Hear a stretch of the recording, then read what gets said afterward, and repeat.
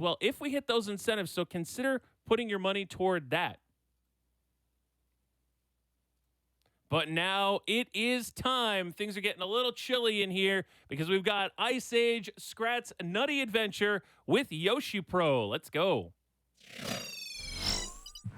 Hey, so this is Scrat's Nutty Adventure, Ice Age. It's a 2019 video game tied to the Ice Age IP. I don't know why it came out in 2019. I don't know if they're making any new Ice Age stuff. I'm not up to date with the Ice Age movie scene, I'll be real. But yeah, this is 90%. I'll count us down. So in 3, 2, 1, go. So, I'm playing on PC. The game was released on PC, Switch, Xbox One, and PS4. The PC version is pretty important for the speedrun, which you'll see shortly. So the first thing we're gonna do is go over here. This dig pile. There's dig piles in the ground. You press Y. You can dig. Crazy, I know. It's not really important what we get in there, but the animation's important. So I'm gonna cancel it with the last checkpoint. And now this is where the magic happens, if I was not bad. So, Scrat can fly. He's a flying squirrel. Little known fact. And I'm heading over to World 3. So I'll explain a little bit about like the history of 90% in this game. So the first day we found a huge glitch where you could just kind of fly anywhere you wanted. It's not what I just did, but it was like a similar glitch where you just ground pound, which you should see here. And oh, I got a bad one. So basically, when you ground pound and your frame rate is uncapped, Scrat's animation doesn't ever complete. At least that's my theory. We actually don't really know what happens. And you can just kind of fly. I'm gonna do a cutscene skip here by returning to checkpoint while the loading screen's still there. Some hot movement tech here for a split second. Get over to this dig pile and we're gonna do the same glitch again. And we're just gonna jump. So the first time I did this glitch, I did a rollout jump. When you roll, you go fast. Believe it or not, crazy, I know. But you can't do a rollout here because you can't change your direction. And changing your direction is important because you can't just beeline it to the exit when you're flying like this. You have to be over the level at all times. If you are like over the void for a second or so, Scrat just disappears and dies. And it's very sad and it's very slow. So I'm gonna try and avoid doing that. I'm still gonna, you know, take corners tight because I'm really good at this video game. But yeah, I was wondering about the history of 90%. So, we found this glitch basically.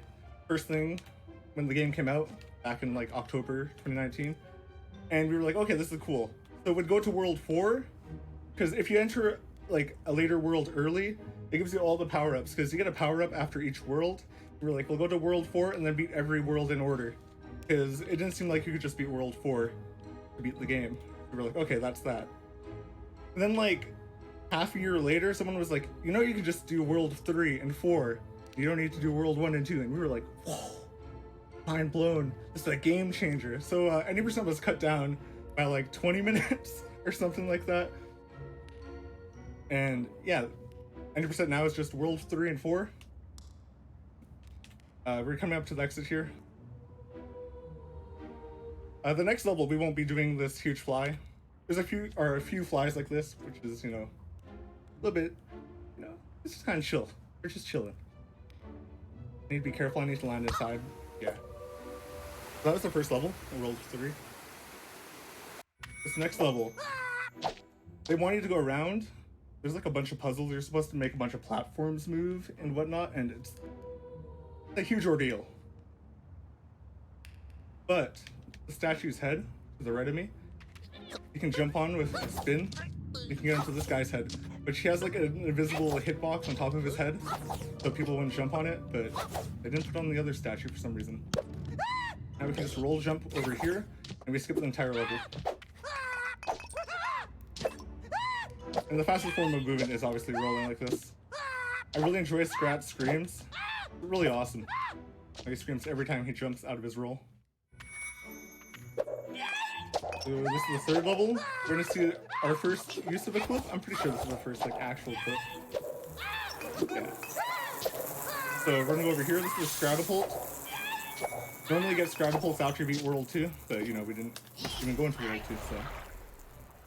I'm gonna use that to get up here early. And now these boxes are telekinesis boxes. You unlock the telekinesis ability after this world, but they're all kind of poorly made, so you can just jump in the corner. And you can clip through most of them. Now we have another dig pile. Pretty convenient. And you can just kind of jump back here, and the ceiling's poorly made, out of bounds. Whenever I do a spin attack when doing the flying glitch, it locks my height. Also, oh no, my camera. My camera is hacked. Where am I going? Okay, give me a second. Don't know where I am. Okay. We'll be fine, we'll be fine, we'll be fine. Okay, we did it. I'm still alive. So normally, you see this tunnel, it leads to the very end. There's an invisible wall in there, so we can't just go through that tunnel, unfortunately. Okay, here's the exit over here. And you're gonna see a different kind of fly in the next level that you haven't really seen. I kind of showed it off at the very beginning. But like I was saying, if you ground pound and your frame rate's uncapped, you just kind of get stuck in an animation like that. And if you do a jump and a spin attack, you can glide. You can't gain height, really, but you can maintain height, which lets you skip a bunch of stuff. I'll mention also spin kicks. So whenever I do a jump like this, the game stores it. So I can do spin kicks where I do like a grounded attack off the edge. Now here's the glide. If you do the glide and you touch the floor briefly, you'll like get into this really fast Scrat thing. I don't know what to call it. Fast Scrat? Scrat dash? I don't know. We don't have really any Scrat names. We're not creative in the Scrat community. Except for the spin kicks. That's the Valve. The original Ice Age goat. So here I'm gonna fly. And basically just gonna go around this corner to the right and try and land on the slide. We have time for a donation. Absolutely. We have $25 from Helvend that says, early morning speedruns. Love it. Absolutely, Helvend. We have time for one more. And $10 from Gates McLeod saying, good morning, GDQ. Time to get a cup of coffee going, get ready for work, and donate to a great cause. Thank you very much, Gates. Very nice. Okay, so we're coming up to the end of the world. At the end of every normal world, there's a little mini game. I'm gonna hold left here and just kind of go out of bounds. If you just hold left at the very start of this level, you clip out of bounds. And I'm gonna go for some crazy tech I found like half an hour ago, where you can skip a slight jump here. So I'm just gonna hold left and hope I make it. I did not make it. But it puts me here, so it's not a huge time loss. Oh yeah, normally the game wants you to go around like a huge loop-to-loop on the right side. That's really slow. Also, what's going on? Where am I going? Okay, this is not supposed to happen, but when your frame rate's uncapped, Scrat just kind of does whatever he wants when he bounces in the air. It's okay, I'm alive. If I clipped out of bounds, I would have started at the very start, and that would have been kind of bad, you know? Time loss. Time loss is not cool. That's not what I'm trying to do. But yeah, we're coming up to the end of the section, and normally after each world, there will be like a little section where you learn your power. I don't know, like these nuts that Scrat's getting, they're like special, and like I don't even know how to explain it. There's like miracle nuts. He learns crazy stuff, like telekinesis. Crazy. Okay, a third crystal nut. No. So this is going to be one of two uses of telekinesis in the run. Also, you get stuck in the animation here because of your frame rate, so I have to jump instead of roll over to this box. So normally you want to go inside this room and do like a huge telekinesis puzzle, but you can just jump on his arm, get up here early, do a little bit of parkour, and spin up here. And that was the telekinesis training. You can move during this cutscene, so I'm going to try and get to the center. I did a pretty good job. Okay, the final crystal nut. So we're about to enter the last world in the game. Like I was saying, you don't really need to use this ever because you can just click into the boxes. And here's a crazy Zelda puzzle. It wants you to hit these switches in a certain order that's on that door.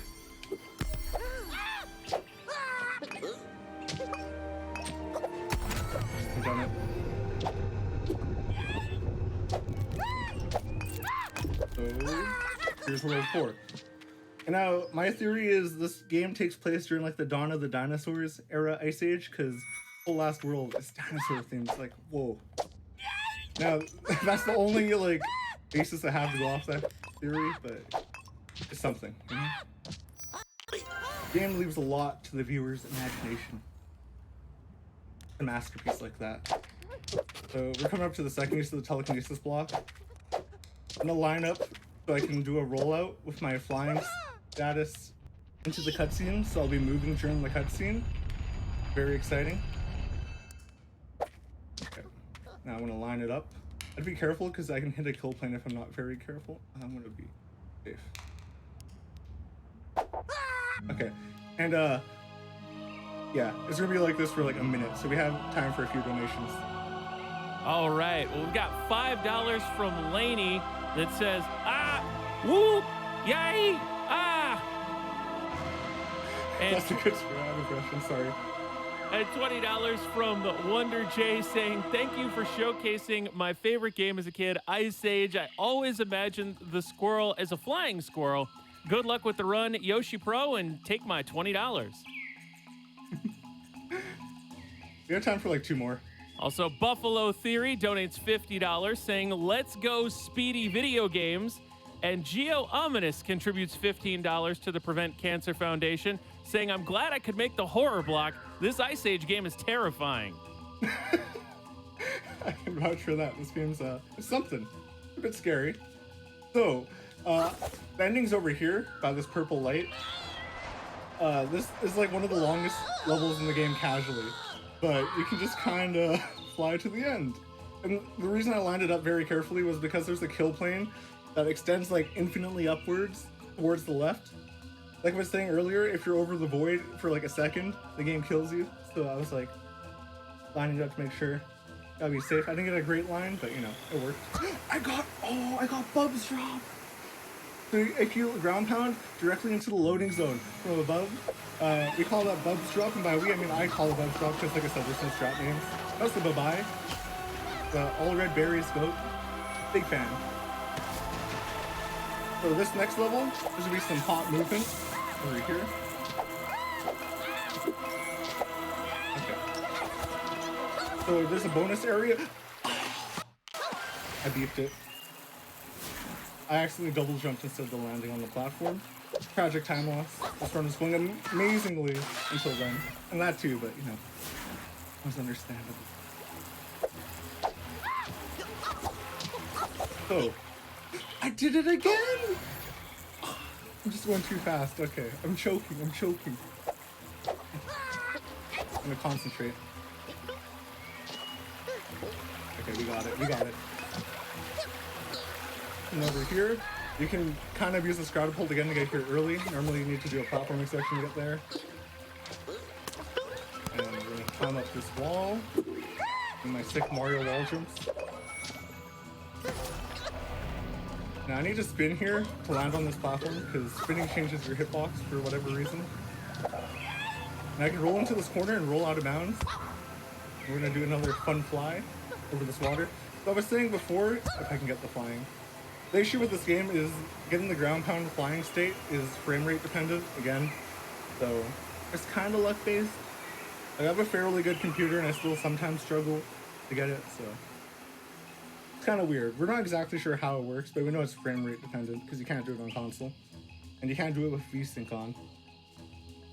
But yeah, so this doesn't count as the void. This level's really nice because it has this water that extends like really far out. So you can just kind of fly straight to the end once you get out of bounds. And conveniently, the loading zone here is like just low enough where we can hit it from underneath with the double jump. Where is it? There it is. I got scared, I missed it. So, only 2 more levels left. Very unfortunate, I know. This next level, I found a strat here like a week ago. I'm gonna go for it. Actually, no, I found an improvement during my practice stream yesterday, so I shouldn't even miss it once. Another Scratapult juice to get up here early. And now, something I haven't mentioned is there's boss fights in this game. There's 3 bosses. World 3 does not have a boss for whatever reason. But there's a boss in World 1, 2, and 4. and you're supposed to fight a huge scary dinosaur here, and you know, spooky and all. But if you fly from where I just flew, you can just get over the boss trigger and get straight to the end. So we have time for like 2 donations if you want. You got it. $25 from Steph P saying the controls of this game gave me and my sister no end of troubles. Very cathartic to watch Yoshipro destroy Scrat's Nutty adventure. Keep it up, everyone. Yeah, we have time for one more. And $100 from Welp that says a poem. This game is art. Violets are blue. What is even happening? Wand of Gamelon. Did I do that right? It's a really good poem. I love it. Okay, so we're coming up to the final level now. What I did there was hit the checkpoint from below. It kind of extends far enough downwards. And yeah, so this final level has a huge plot at the very end, but there's some crazy movement we get to see. So there's a no levitation category in this game too, which is really cool. I haven't really ran it myself, but this game has a lot of cool movement that isn't just flying. Like, it's very cool to see, you know, flying across stuff. Oh, I might not be able to do this anymore. Yeah. But like, spin kicks are really cool, especially when you chain them together. Because you can chain them like up to like 5 times in a row. At least that's the most I've been able to do it. It seems kind of weird how spin kicks work. Sometimes you can chain them a lot, sometimes you can't. But really cool movement tech. You see it a few times in this category. But no levitation, really cool category. We have a Discord for Scrat Ice Age. It's not very active because there's not many active runners as of now, but you know, that could change if you ever want to learn the game. There's a few people in there more than willing to help. Very easy speed game, very fun, chill, you know, fun for the whole family, really. We're coming up here. Oh, don't want to fall down there.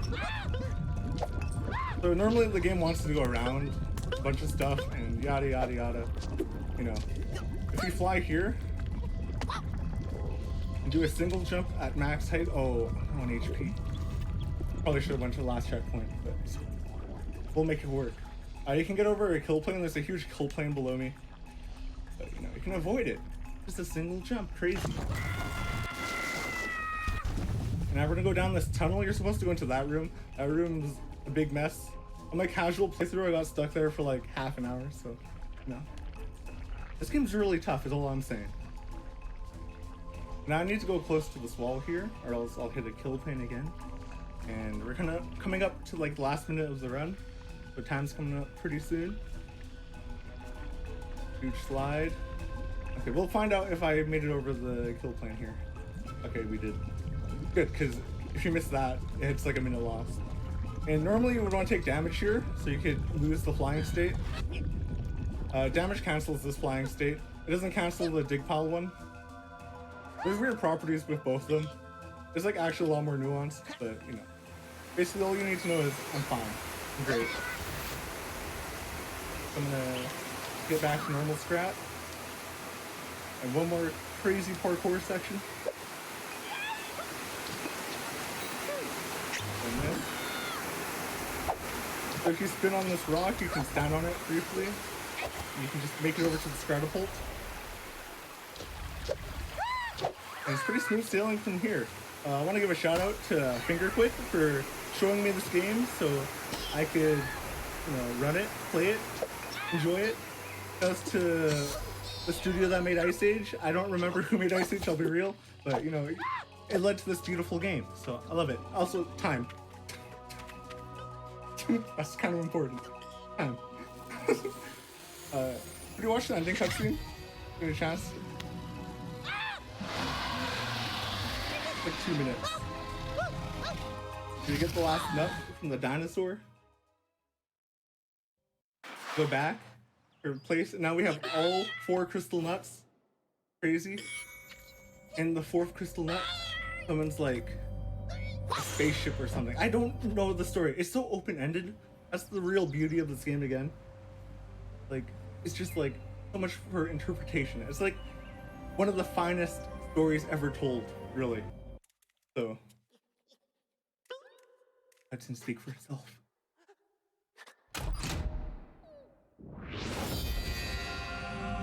It's like a minute.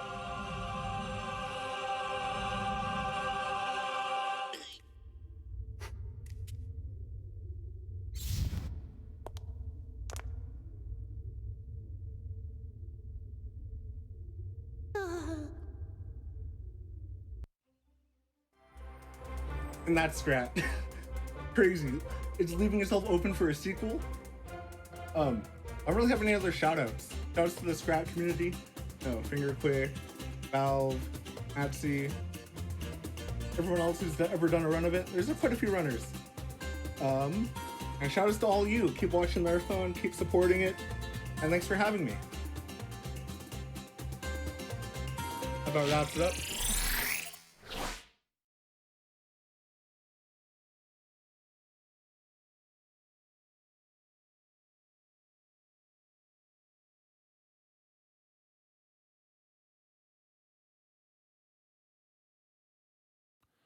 All right. Well, thank you very, very much, YoshipRo, for that run of Ice Age Scrat's Nutty Adventure here at Awesome Games Done Quick 2021 online. We're raising money for the Prevent Cancer Foundation. And I know there's a lot of people getting pretty hype in chat because coming up, we've got Into the Breach 2 Island Percent Frozen Titans run by RooseSR. While we get into the breach setup, let's hear about some of your incredible generosity, including $15 from Scatty34 that says love from France.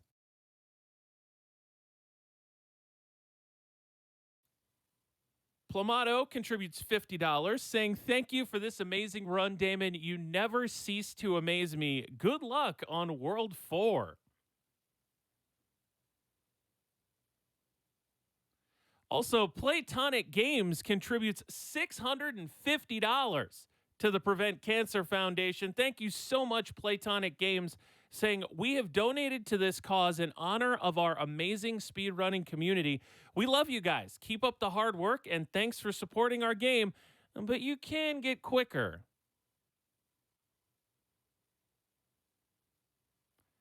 And with that, we are going to check out an amazing interview. Take it away. Welcome back, AGDQ 2021 online. Thank you for sticking through the break. My name is Jhobz, and I am joined by RooseSR, who is going to be running Into the Breach coming right up next. Roose, how are you doing today? I'm doing great. Really excited for this run, and I hope everybody else is too. Yeah, now we're pre-recording this one, some schedule, conflicts and stuff like that. So we're a couple days out. How are you feeling? Have the nerves really started hitting you yet? Or yeah, the event starting has definitely kicked the nerves into overdrive. I always get like this before a marathon appearance. This is my first big time GDQ run, so it's probably going to be a little worse than normal. But I know as soon as the run starts, it's all gonna muscle memory is going to kick in, and it's going to be just fine. Now you've got a pretty fast run though, so you don't have a ton of time to settle into it. How does that feel like in all of your preparation and stuff? Just knowing that it's okay, I got just a little bit of time to make my mark and show everybody what this game's all about. Yeah, it's going to be interesting because previous times I've done marathon runs, I've always found that right around the 10 to 15 minute mark is where the nerves go away. That's how long this run is. So right as soon as I'm hitting the credits, that's about when the nerves will go away, I imagine. Right. Well, good time, of course, for it to go away. Now, Into the Breach is like a roguelike-ish with permadeath, right? So how does that feel, knowing that you gotta work around potentially the whole run dying if something goes wrong? What was your practice and your routing and build up into the kinds of strats you're gonna be using like? Well, for practice, I've been doing a lot of no reset runs, and knowing that, obviously making sure not to lose the run entirely. The big danger in this run is we use a particular pilot on one of our mechs, and he's kind of the most important thing about our ability to do the run. And if you lose him, you're in huge trouble. So the primary focus is not letting that pilot die. I have prepared some backup saves I can move in if the absolute worst happens, but other than that, I think we should be good to go. Awesome. Yeah. So have you found that your strats kind of heavily changed at all from what you might do in personal, just PB attempts versus how you're going to do it for this marathon, or are you still mostly doing your PB strats, but just with a little added safety here and there? For this particular squad, I'm mostly doing my thing. Into the Breach has a lot of different squads of mechs you can choose, and the reason that I chose Frozen Titans is it's the most safe and consistent squad. They have the ability to freeze enemies, which is essentially a one-shot kill. So they have a lot of get out of jail free cards that other squads don't have. So for this particular squad, going fast and playing safe are a lot of times just the same thing. Okay, well that's great. So for people who aren't as familiar with Into the Breach, give me a little elevator pitch about it. Like, why should we tune in for this run? Sure. So tactical games I find don't get a lot of love as speed games because either they end up being very long or they kind of turn repetitive where you just kind of do missions where you kill all the enemies over and Mhm. over.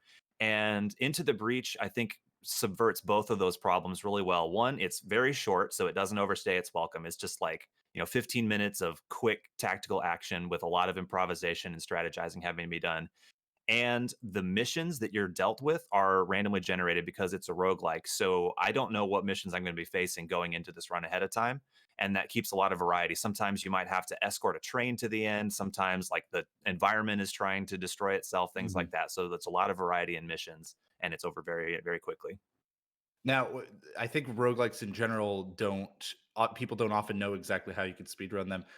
What is that like from a routing perspective of knowing that like every run is different? How does that affect things for you? Well, it definitely puts the emphasis on your average performance rather than your best run. Mm, Like, it's nice to get a PB, but a lot of times you can play your absolute best, but if the game just doesn't give you cooperative missions, like, you're not going to get a PB. So it becomes kind of like improve your skill and throw runs at it until you get one and just do the best you can. A lot of runners end up kind of resetting until they get good missions. I personally prefer to just play it out, kind of see how my average time does. And when the good run lines up, it happens. yeah, I know you've run some other roguelikes like Crypt of the Necrodancer, Mhm. Cadence of Hyrule in the past, which I've always heard the same kind of thing. Average time is what you're shooting for there. Now, Roos, I know you. You know we've been close friends for a while, and I know you personally from Ori and the Blind Forest speedrunning and Ori and the Will of the Wisp speedrunning, which we saw a great run of earlier this week.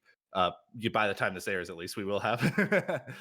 So, what is the kind of common thread that you look for in games? Because those are very different games. You know, roguelikes from Metroidvanias, they're not really all that similar. What do you look for in a speed game?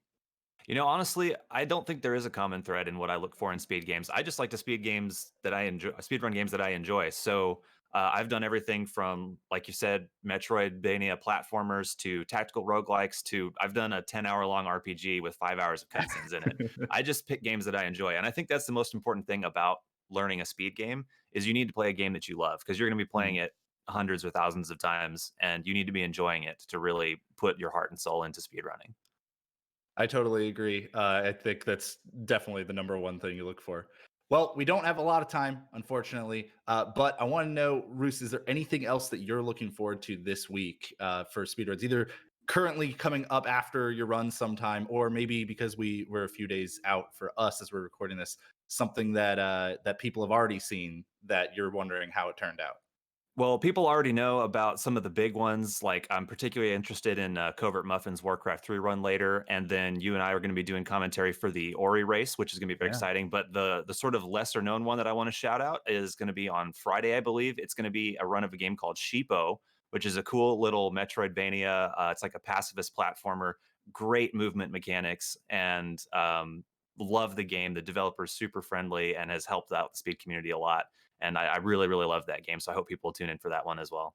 That question was really just so I could give you an excuse to shout out Sheepo because I knew you wanted to. You're thinking the whole time like, I don't care about my run, Sheepo, Sheepo, Sheepo. Totally. Well, Roos, thanks so much for joining me for the interview. Good luck on your run coming up just next. Everybody, be sure to tune in. I know you're going to do great, dude. Thank you very much. I'm excited for it. All right, let's send it back over to the folks at home, not up front at the desk or anything like that, because this is AGDQ 2021 online. And let's get ready for Roos's Into the Breach run. Bye, everybody.